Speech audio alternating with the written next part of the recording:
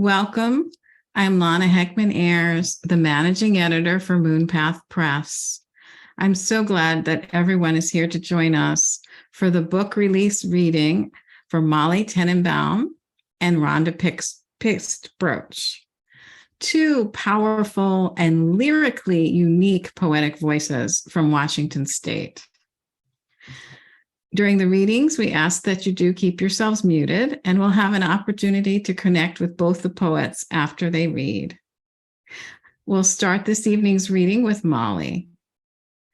Banjo player and poet Molly Tenenbaum grew up in Los Angeles and was influenced by the Pacific Ocean, English major parents, the Westland School, LA County Museum of Art, Mulholland Chaparral, and numerous folk music events. She taught English for 30 plus years at North Seattle College, and she teaches music not only in her living room, but at Dusty String School.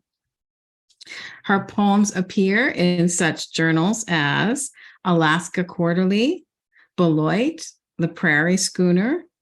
She's authored 4 previous collections of poetry and a chapbook called Exercises to Free the Tongue in collaboration with artist Ellen Ziegler that combines archival material with poems about her grandparents who were ventriloquists on the vaudeville circuit. That's a book I need to get. Molly's MoonPath Press collection, The Arborists, thrums with the rhythms of our daily lives, thrums with joy and loss and more joy. Molly, please unmute yourself and read for us. Oh, thank you so much. Wow, okay. Did you pin me, Lana?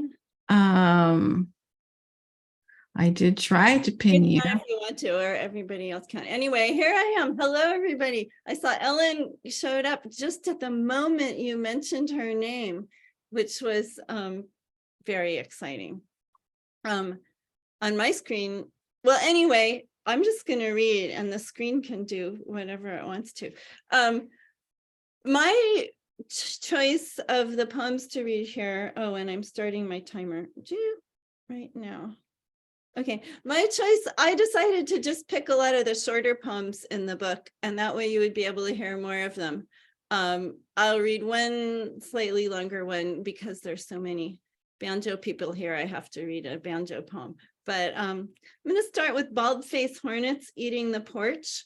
Once I lived in a house with old wooden railings, and the hornets ate little lines out of the porch rails, while meanwhile I'm in the house like living my little life, and I thought, oh, like they're taking mine, and it was just like this really complicated little circle of life. So I wrote bald-faced hornets eating the porch.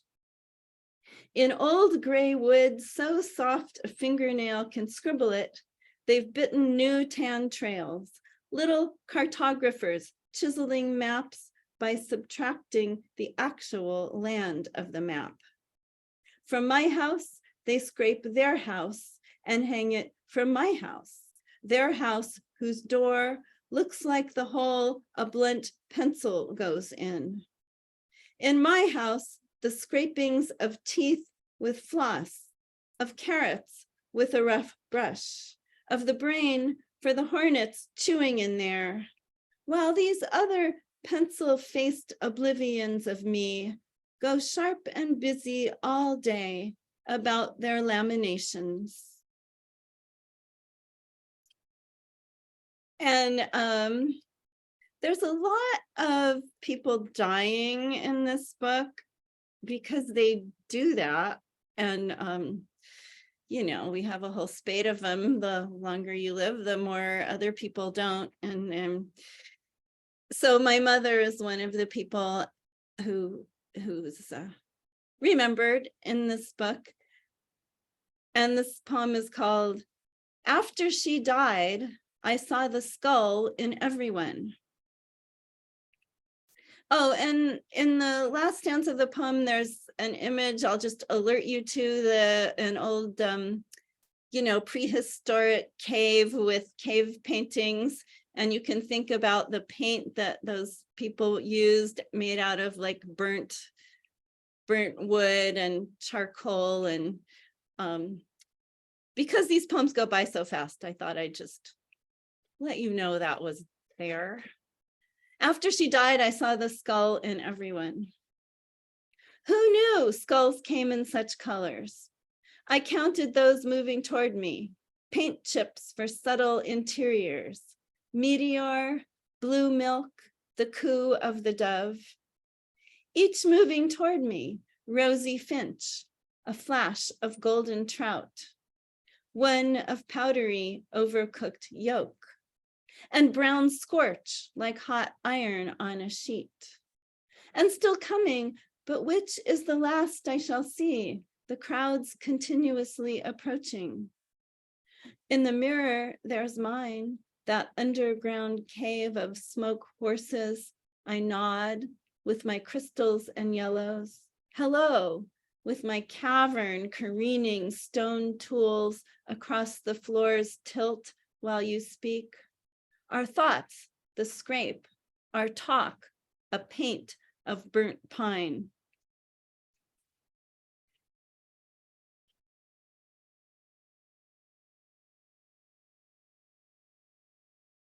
And so some of you may be familiar with Emily Dickinson's Because I Could Not Stop for Death. Because I could not stop for death, he kindly stopped for me. The carriage held but just ourselves and immortality. So yeah, she's like sitting there waiting for her lift ride, and who shows up but death, and they go off in the carriage, and guess where he takes her. But there's this image at the end of the poem of the horses' heads that you can just picture looking out of the carriage, and there's the horses going inexorably towards the cemetery or eternity or wherever it is that they're going. So this is my modern contemporary Seattle real estate market, where people call me up every day and they want to shoot me a message so they can hook up and find out if I want to sell them my house for cash right away, which I don't. So anyway, this poem, Because I Could Not Stop for Death. This poem is called The Horses' Heads.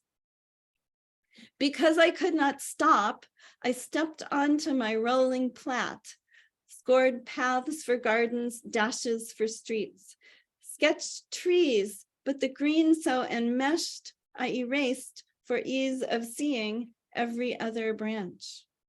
Always beneath my beat, my feet spinning white as hot water.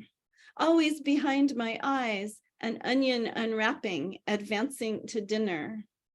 Since can't stop's corollary is can't go back, it's too late this winter to crush one more fragrant footprint down last summer's time stairs. Because I could not stop, I drank strong tea so my heart would race when I sat still. When I sat still, I clamored fast music. All in a rumble, for round, for ripe, I'd tested the soil, fed the plot, slurped as many sweet millions as were halfway red, could not stop the juice-eating sores in the silver skin of my mouth. The hurrying house, it wants my life savings for a new roof, though the instant I exit, investors will scrape it, doorstep to cornice, clean off its dirt to plop a bigger one on what had been my lot.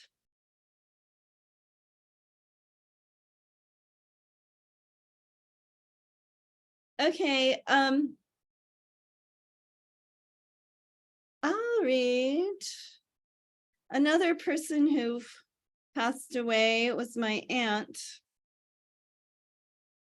And she was a painter. There's a lot in the book about her paintings. but I'm not going to read those. I'll just read this one because it's one of the short ones. And you know, that idea of if you live alone, who will know when something happens to you?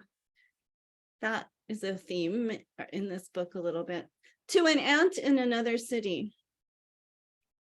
You weren't choosing a croissant nor pressing peaches for their give and swell.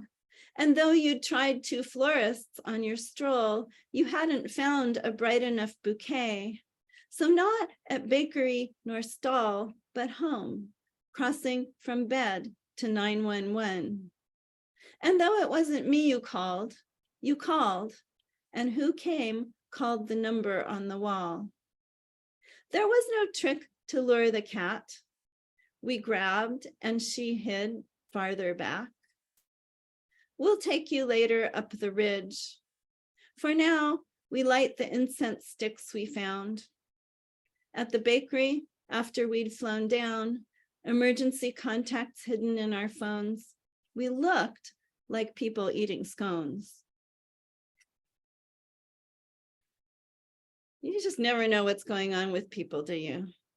Those people in the bakery. Who knows why they're there? And now we come to the craft talk. And also, I'm checking my timer.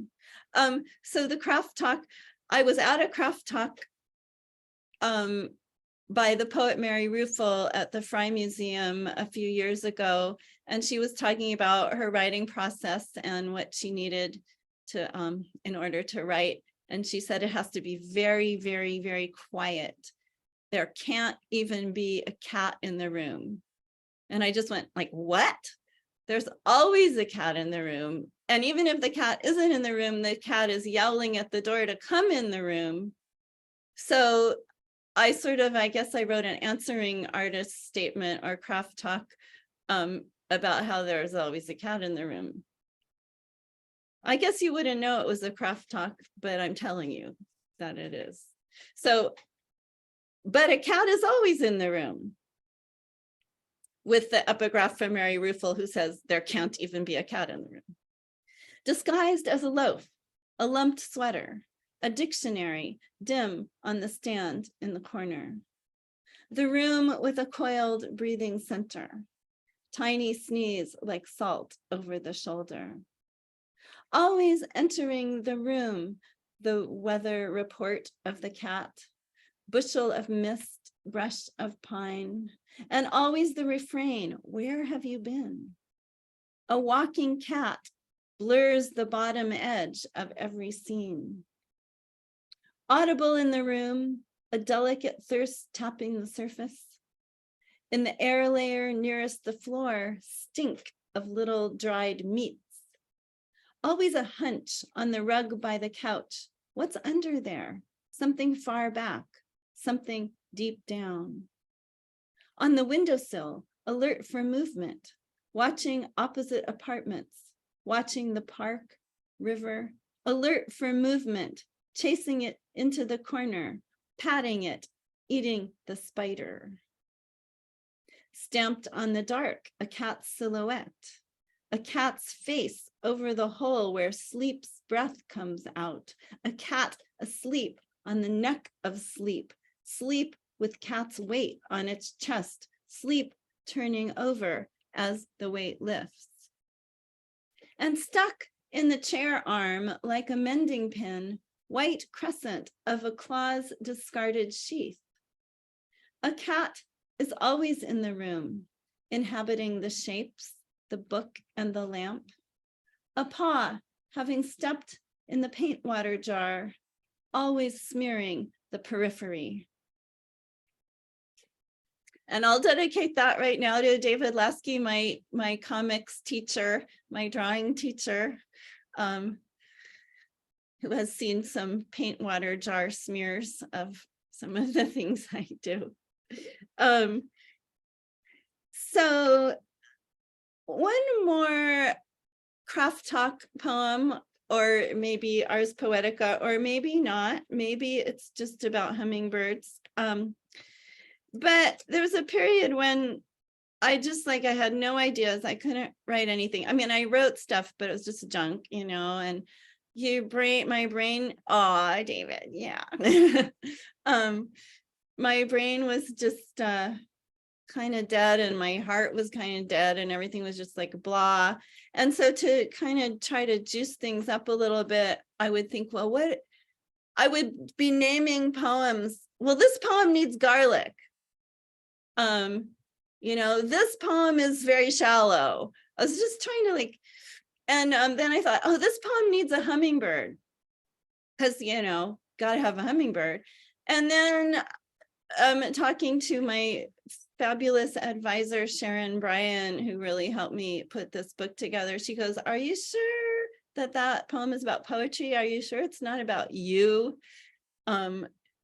So I leave it up to you to decide who needs the hummingbird, the poem, but we all need something, right? So I need a hummingbird, a whirring bright and a quick sharp right here, a fist of hunger, here, gold and neon. Need something small, 80 times a second, a blur that flies backwards, a shimmer at once, green and vermilion. Need what may be desperation, can't tell by looking, may be color and sugar. I need something from the beginning, continuously starving to death. Please, a glow here, and here a nest of fine spider hair. Need a dip, a bead, repeated prickings, a series of clicks by which like can find like. Need something, a thing that moves. A burr in the air, a flame, a little light, something going, breakfast, lunch, dinner, all over. I need a species I can't read and its entire survival kit. A sky, a plume, puckering red nectar lips. Need a beak that fits. Need what I haven't invented. Please, I need leaving alone. I need pure food in a thin enough mixture. I need something almost transparent right here that you see and I don't. You calling, come quick, while I'm in the bathroom, endlessly spitting and brushing. I just realized it should probably be brushing and spitting. Because like, which do you do first? Oh my God, big mistake. We can live with it, right? Okay. Since there's a lot of music people here, I'm going to read a banjo poem, and since it's kind of long, I think that might be my last poem. If I have time, I'll read a short one after that. But so this is either the ultimate or penultimate. You have time. Well, we'll see. So people sometimes ask me, how long have you been playing banjo? How long have you been teaching banjo? Well, a long time. Okay. So this poem is called I want to say also there's a thing in here that I'm pretending is me, but it's really Maggie Lind, a banjo player in Portland. And she came up with a certain method for teaching rhythm, and I use it, and we kind of mentor each other back and forth. So how long have you been teaching banjo? I've traded lessons for my kitchen mixer gears to be packed with new grease. Since then, decades of birthday cakes. Traded lessons for porch steps made wrong. The all wood support after 1 year melting to grass. Trading time for music, but which of us gets which? Can I have a shorter lesson for less? Can I have a longer lesson for more? Every lesson is long and won't ever be over. I played them the sources, took them as far as the past was recorded. Their names in notebooks, and under each name, tune titles and dates. The sound isn't written, I said. I said, listen, Which note is higher? I said, trace the string with your finger up to the peg. I said, think of strings at the peg head opening into a flower. Swing your arm, I say, like walking down the road. Road, I say, never sidewalk or street. 1 and 2 and, I taught time. And 1, move and to the start. Play the pattern while gazing at nature or art. No flicking your finger. Try holding small fruit, a lime or a winter satsuma, or a library card or museum card. I will never say credit card. Of the worried one who froze at each mistake, I asked, what will happen when you get it right? A friend's t-shirt says, what part of bum ditty don't you understand? But I ask, do you have a pet? I say, cute puppy, big kitty. That's the Maggie Lind. She says, big kitty, big kitty for the rhythm. And once, green parrot, silky emerald on the student's shoulder. I have taught a bone doctor who traded me a window. I have taught a radiologist who retired yesterday, but still knows cancer when she sees it.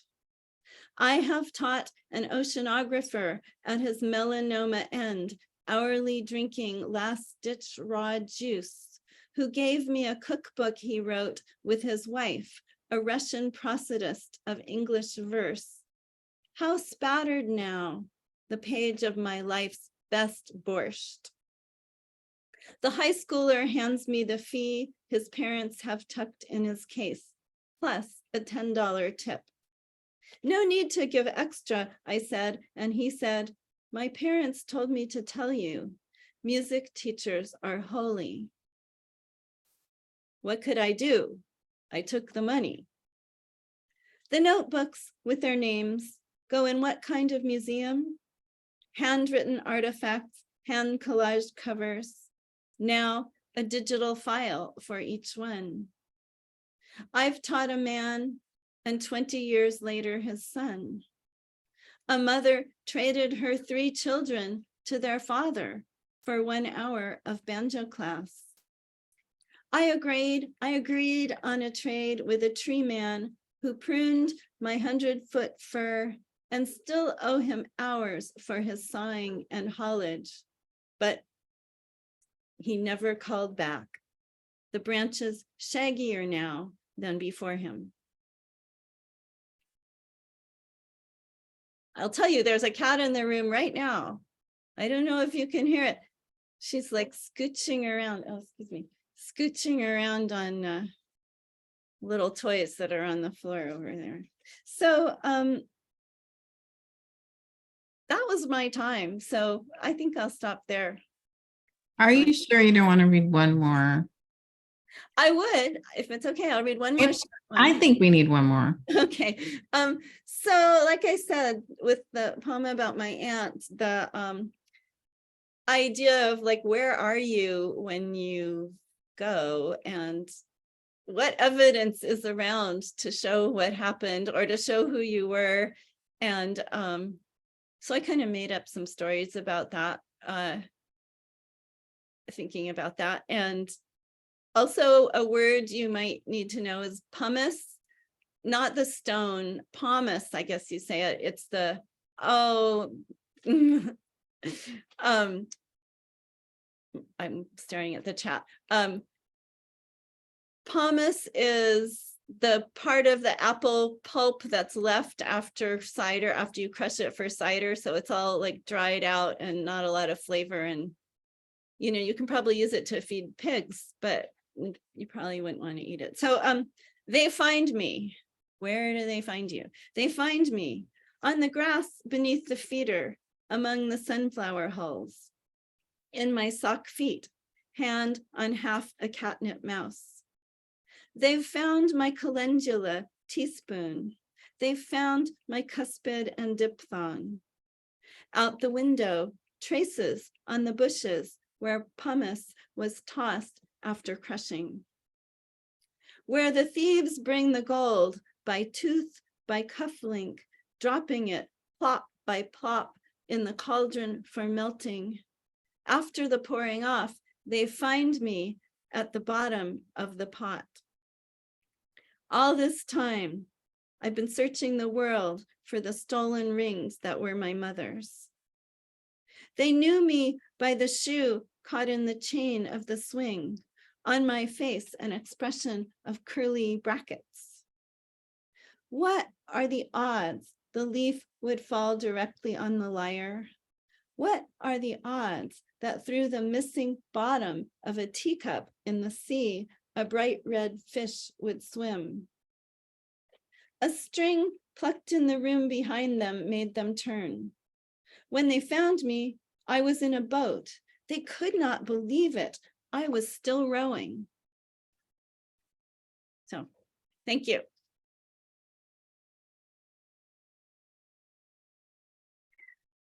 Thank you so much, Molly, for that fabulous reading. One thing I forgot to do was show the cover of your book. I don't know if you guys haven't seen it.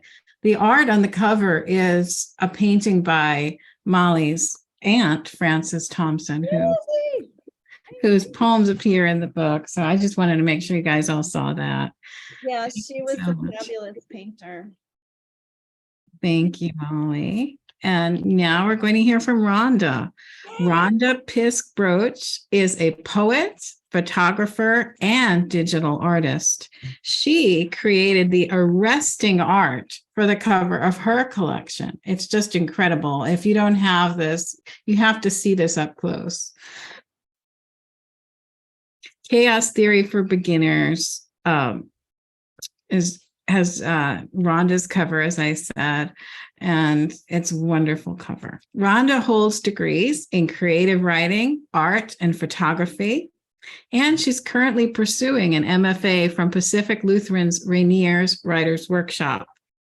She taught poetry to students from grade school through high school, and she hosts a group to help poets submit their work to journals. Her poetry appears in such places as Blackbird, Passages North, and the Missouri Review, as well as having been featured on National Public Radio's All Things Considered. Rhonda has previously published 2 chapbooks and the full-length collection Lake of Fallen Constellations, which is also a MoonPath Press collection. In Chaos Theory for Beginners, Rhonda weaves together quantum physics, the beauty of our world, and compassion in the most inspiring ways. Welcome, Rhonda. Please unmute yourself and read. Oh, thank you, Lana. Oh my goodness. That's absolutely wonderful. And thank you to everybody for being here. I'm really pleased to see everyone. It's great. I'm going to go to gallery view just so I can see your faces. So, all right. Well, Chaos Theory for Beginners kind of was born from the title poem. I was at Centrum for a residency, and told myself I could not go out for a walk until I'd written a poem. And an hour and a half later, I figured, well, I think I got it. So I'm just going to read that first poem. Chaos Theory for Beginners. Listen. There is yet a chance at madness, to become the lioness in a field of moon lilies, for words to push up from the known deep, grow gills, form feet, wing through water skin. We talk of doors, but really we are breaking walls. Listen. Your eyes are so sky in that hurricane dress, the hugest 2 moons I've ever. Everything's happening so slowly fast, it's hard to discern who needs repair And who is just mean enough to survive? I mean, isn't chaos merely loss, space defined? The names of all the birds floating up like sheets freed from the lines. And aren't we all standing here on that flattest piece of earth, shielding our eyes and our stormy clothes, lilies at our brow, stirring a little heat beneath our skirts, just jonesing to rise. All right. Yeah. So ever since I can remember, one of my favorite things to do, I was probably, I don't know, like 7 or 8, and I'd sit there in the dark thinking, okay, so here I am, and I'm on this block here in this neighborhood, in this city, and the country, and then, you know, moving further and further out until I got to the edge of the universe, which I knew there was an edge because it's just, you know, there had to be kind of a little bag that held the universe, but what the heck was on the other side drove me nuts. So anyway, it's been a lifelong issue that I've had with this subject. This next poem is called I Didn't Realize the Door Was Unlocked. I have a habit of walking into new solar systems before opening time. Maybe the construction workers are still in the process of construction, and I'm the one at the door checking my watch. I have a habit of arriving a bit late. Leafy folios and shrubby fruticose lichens shingling my hair.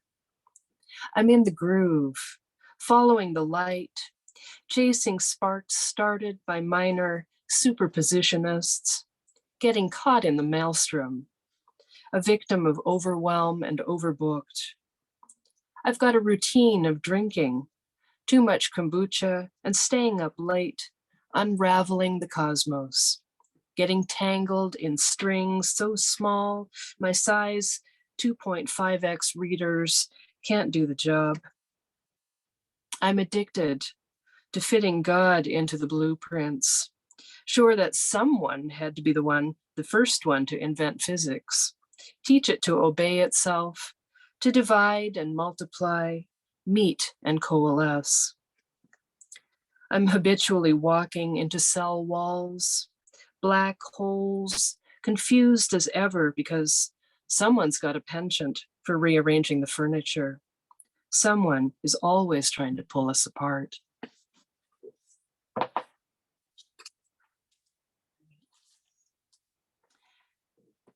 So I don't know how many of you out there have done refrigerator experiments, you know, the ones that I'm talking about where all of a sudden something transforms into something different. And maybe you forgot that you started the experiment in the first place. You say multiverse, you say mistake, I say multiverse. Maybe the gigantic cabbage you thin sliced, seemingly for hours, shoved the strings that kept swelling like the universe during its second inflation, crammed each squeaky slice into the 2-quart jar filled with vinegar and starter, left it on the counter until bubbles were born, like the first elements to appear. And when the new gases slowed down, you put the universe that was the jar and its living strings into the fridge, and by we ate from it, and later tired of it, and the jar retreated into the far reaches of an ever-expanding cosmos. And when its light finally reached us, we took it out and relegated the jar-shaped hole of matter and space, with its slimy, cabbagey threads, to the coolness of the mudroom. And by, tiny organisms formed and crawled from the ocean of sludge that bubbled on top and a new generation began. Oh my goodness, I forgot to start my timer. Okay. All right, so sound familiar at all? Yeah, okay, all right. All right, I'm gonna move on here. So I'm gonna read something here. Yeah, okay. So those of you who lived in Seattle, anybody familiar with the Blue Moon? Or the Blue Moon? Yeah, beer, right, okay. The Blue Moon was quite the place. I loved it. Okay, so it makes a little appearance in this next poem. In which you step from your body, become a cosmic ray. No returning now. Your organs are confetti, skin splintering, meteoric. Maybe you should have taken precautions, not gone so transparent. Sometimes you dream of dying without warning. Sometimes you are a savagery of fireflies. At times you heed the pavement's tug, all those small stars digging beneath dermis, you falling from the curb, rush hour whizzing by like so many photons. Observing gravity, you push your Leica aloft, push your Leica aloft, limp to the blue moon for a beer, tweeze untold scattershot particles from your thigh. Such a relief, now floating off the crust. Such beautiful ambivalence, consigned to radiance, breaking out into cloudless, unending. So I guess I should have prefaced that one with the fact that I went nowhere without my Leica. And this was while I was also taking photography at the UW. And I was standing at an intersection and 45 was right there, big major road. And I stepped off the curb and somehow fell flat on my face in 45th with the camera held over my head. Nothing happened to that camera. So, you know, no matter that I had a road rash up one leg, but that's what the Blue Moon was for. Go there and have a beer and get somebody to commiserate. So, all right. Okay, I am. All right. So another thing I really like to do is go on the internet to create poetry prompts. And sometimes I like to find sites that have fun facts about a great number of things and see how many of those I can fit into a poem. And so this is the result of one of those. Fun facts. Tell me how a god can step on such intelligent life as a microbe. I'm not a master at theology, and my brain's parallel construction is held together by a mere thread of cognition. There are many more than 10 mind-blowing factoids about black holes, like how one can be 50 billion times the mass of the sun, and the non-existence of elementary beckoning violets. How worried should I be that the lighthouse bulb went dark? And how many Tom Cruise deep fakes are there? Go on. Tell me more about how intuition can only be leveraged through practice, how we share the same Umwelt. So E. coli can travel as fast as a horse, running 135 miles per hour. How Venus rotates widdershins to the rest of the known worlds. Right now, I'm drowning in unsolved things, distant citizen of Gondwana land, my babbling heart sending radio waves into the vast unseen. Go ahead, I'm listening.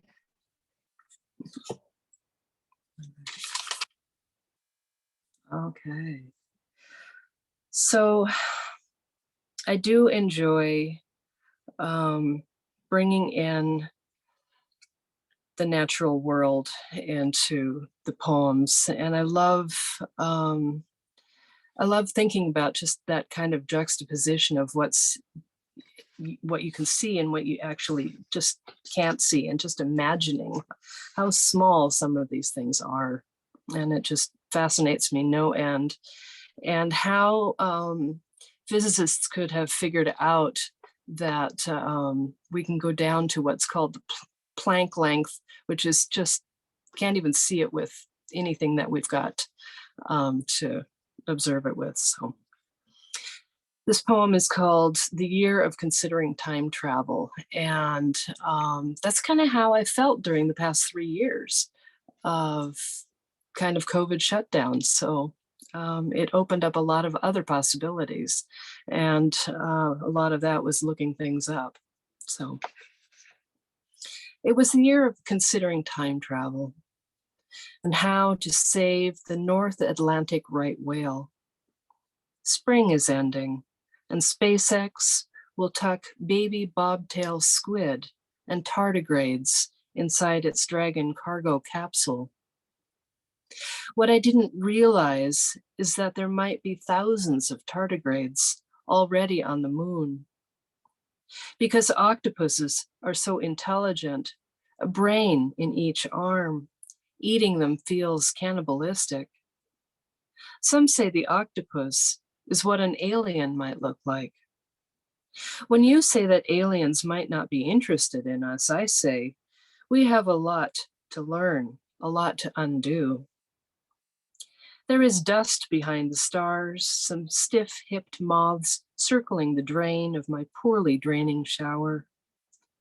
Without electromagnetic fields, gamma rays, radio waves, we are blind.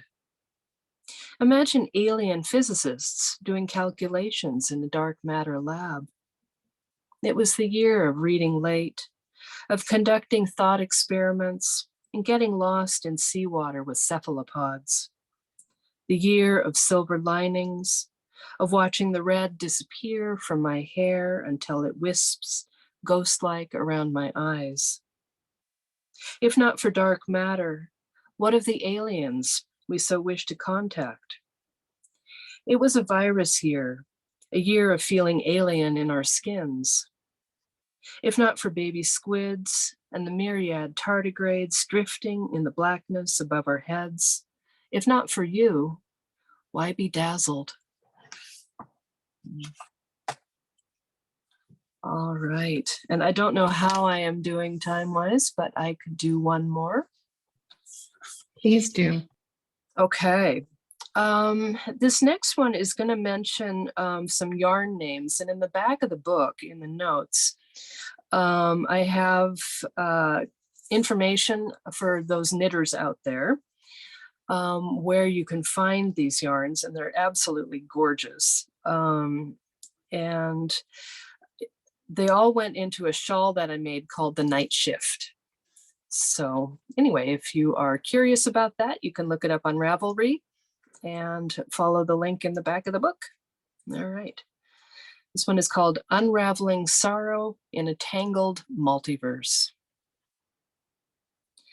Let me hold the edges of your deepest sorrows.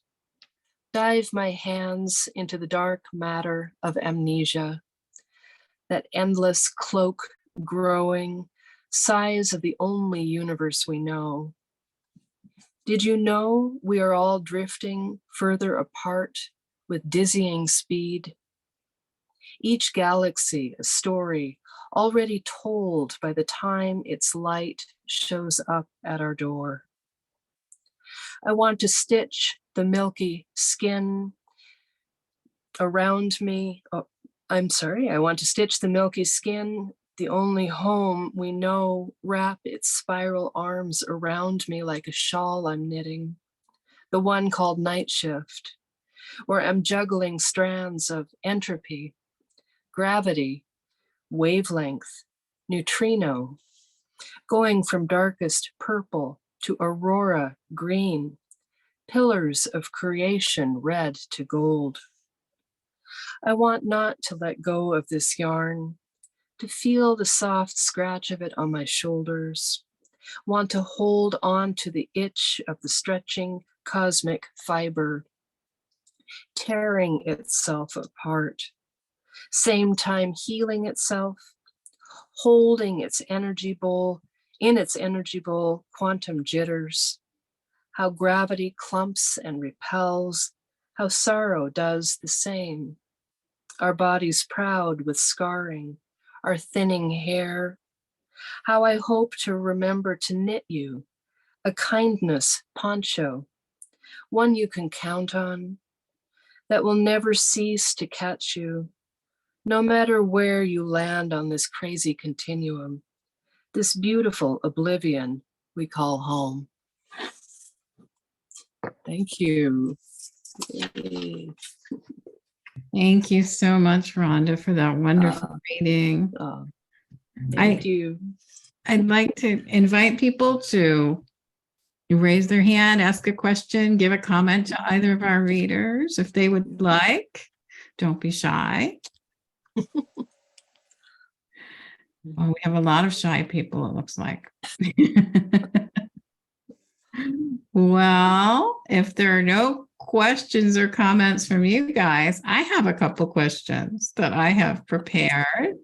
I wanted to ask Molly if she feels that being a musician influences the way she thinks her way into poems, or does she have rhythms or melodies in her head as she's laying words down on the page? Not being a musician, I don't know if that's true or not. I would say really they're pretty separate worlds.